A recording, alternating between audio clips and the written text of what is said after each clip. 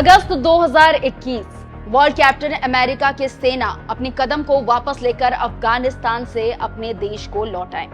उस दिन सबने एक तस्वीर देखी, एक ऐसी तस्वीर जिसकी किसी ने उम्मीद नहीं की थी। सबके मन में एक सवाल था कि क्या अमेरिका ने तालिबान के आगे घुटने टेक दिए, क्योंकि ये दृश्य जितना अचंभित कर रहा था उतना ही अफसोसजनक था। सभी देश को अब इस पर फैसला लेना था कि चाहे तो वो तालिबानी राजनयिकों को अफगान दूतावास में तैनात करे या फिर उसे इस फैसले को मंजूरी ना दे। मंजूरी देने वाले देशों में पाकिस्तान, चीन समेत कई देश थे। वहीं भारत ने इससे अब तक परहेज किया हुआ था। बावजूद इसके 2 साल से दिल्ली में अफगानिस्तान का दूतावास चलता रहा, जिसकी जिम्मेदारी अशरफ गनी सरकार के नियुक्त किए गए राजदूत फरीद मामूनंदजाई के पास था, जो तालिबान विरोधी है। लेकिन अब इसमें बदलाव हुआ है। 1 अक्टूबर को अफगानिस्तान दूतावास ने एक बयान जारी किया, जिसमें जानकारी दी गई कि अब यहां से काम बंद हो चुका है। ऐसा करने के पीछे दूतावास ने बड़ा आरोप भारत सरकार पर लगाया और कहा कि सरकार से समर्थन न मिल पाने के कारण इसे बंद किया जा रहा है। हालांकि सरकार की तरफ से इस पर कोई बयान नहीं दिया गया है। अब इस चुप्पी के कई मायने निकाले जा रहे हैं। क्या भारत किसी ऐसे दूतावास का साथ नहीं देना चाहता जिसे तालिबान सरकार का समर्थन ना हो? क्या भारत ये मान चुका है कि अब उसके पास अपने हितों को सुरक्षित रखने के लिए तालिबान सरकार के अलावा कोई दूसरा रास्ता नहीं बचा है? इस तरह के कदम तालिबान के लिए कितने कारगर साबित हो सकते हैं? दिल्ली में दूतावास के अलावा मुंबई और हैदराबाद में अफगानिस्तान के वाणिज्य दूतावास है। यहाँ पहले की तरह कामकाज जारी रहेगा। इस पूरे घटनाक्रम पर दिल्ली दूतावास एक तरफ है और वाणिज्य दूतावास दूसरी तरफ। दोनों एक दूसरे को अवैध बता रहे हैं। दिल्ली में मौजूद अफगानिस्तान दूतावास ने चेतावनी देते हुए कहा कि वाणिज्य दूतावास जो फैसला लेंगे वो अफगानिस्तान की चुनी हुई और वैध सरकार की जगह अफगानिस्तान में मौजूद तालिबान की गैर कानूनी सत्ता के हित में होगा। वहीं वाणिज्य दूतावास का कहना है कि भले दिल्ली में दूतावास बंद हो जाए, लेकिन वो स्वतंत्र रूप से सेवा करने के लिए तैयार है।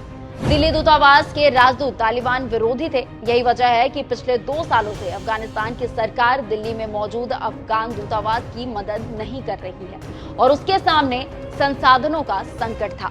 बीबीसी के रिपोर्ट के मुताबिक इंस्टीट्यूट ऑफ ग्लोबल स्टडीज के अध्यक्ष और कई देशों के राजदूत रहे अशोक सज्जनहार कहते हैं कि ऐसा प्रतीत होता है कि मुंबई और हैदराबाद के जो वाणिज्य दूतावास है, उनके संबंध तालिबान सरकार से ठीक है, तभी वे अपना कामकाज कर पा रहे हैं। कंसुलर, सांस्कृतिक, व्यापार और स्कॉलरशिप जैसे कई काम हैं जिन्हें वे देखते हैं, जिसे वे जारी रखेंगे। मतलब साफ है कि दिल्ली दूतावास बंद होने का मतलब अफगानिस्तान के साथ रिश्ते खत्म होना नहीं है। अशोक सज्जनहार ये भी कहते हैं कि पहले भी दिल्ली में मौजूद दूतावास के जरिए भारत तालिबान सरकार से बात नहीं कर रहा था। तालिबान शुरू से ही इस दूतावास को मान्यता नहीं देता, क्योंकि यहाँ उनके लोग नहीं थे। मानवीय मदद के लिए भारत की एक टेक्निकल टीम अफगानिस्तान में मौजूद है, जो तालिबान सरकार के साथ संपर्क में है और वे लगातार भारतीय विदेश मंत्रालय को हालात की जानकारी देते रहते हैं। इन सब के बीच इस बात को बिल्कुल भी दरकिनार नहीं किया जा सकता कि भारत हमेशा से अफगानिस्तान को मदद पहुंचाता रहा है। आर्थिक संकट से गुजर रहे अफगानिस्तान को इस साल भारत ने मदद का हाथ बढ़ाते हुए 20,000 मीट्रिक टन गेहूं भेजने की घोषणा की थी, जिसके बाद तालिबान ने मोदी सरकार की जमकर तारीफ भी की थी। साल 2020 में भी भारत ने अफगानिस्तान को 75,000 मीट्रिक टन अनाज की मदद भेजी थी।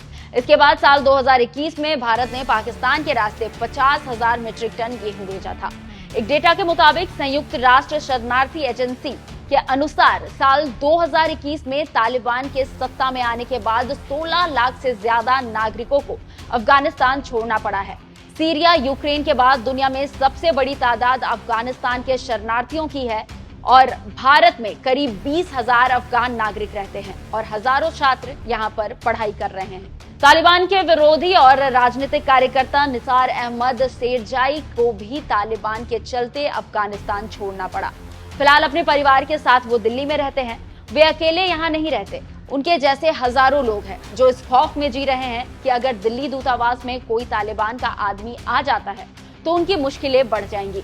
आपको इस पूरी रिपोर्ट को देखने के बाद क्या कुछ कहना है? क्या सच में भारत सरकार दबे जुबान से तालिबान का समर्थन कर रही है? हमें कमेंट कर जरूर बताएं। बाकी की खबरों के लिए हमें सब्सक्राइब करना ना भूलें। नमस्कार।